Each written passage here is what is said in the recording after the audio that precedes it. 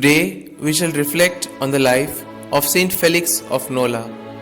St Felix was a native of Nola in Italy. His father, Hermias, a Syrian, had served in the army and had settled down in a Roman colony in Campania. He had two sons, Felix and Hermias, to whom, at his death, he had left his patrimony. Hermias, the younger one, preferred to serve the profession of arms, while Felix resolved to serve Jesus Christ and distributed most of his possessions among the poor. Later, he was ordained a priest by Maximus, the bishop of Nola, who, charmed with his virtue and prudence, made Felix his right-hand man and counted him as his destined successor.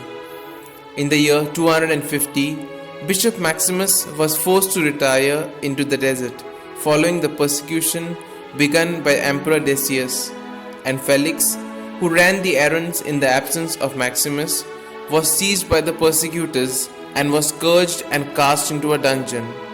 But one night, an angel appeared to him in prison and bade him go to the aid of Maximus, who was in great distress.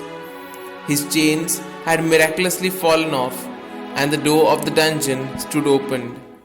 He was conducted by the angel to where Maximus lay in hunger and cold, speechless and unconscious.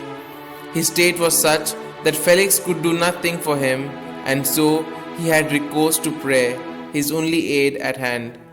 While at prayer, he found before him a bunch of grapes. He squeezed some of the grapes into the holy bishop's mouth. The bishop regained his consciousness, and according to his wish, Felix carried him on his shoulders to the church in the city. Till the death of Decius, Felix remained undercover, but when he reappeared, people had difficulty recognizing him. No sooner had he reappeared in public with all his zeal, than his persecutors began to hunt after him, thus compelling him to remain for 6 months between the ruins of 2 houses where not even sufficient water was available. Later, peace being restored, he re-emerged in public.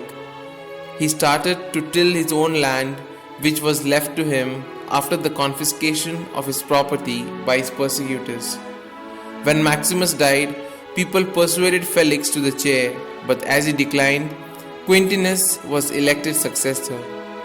Felix incidentally died at a very old age, and Saint Paulinus of Nola erected a basilica in his honor.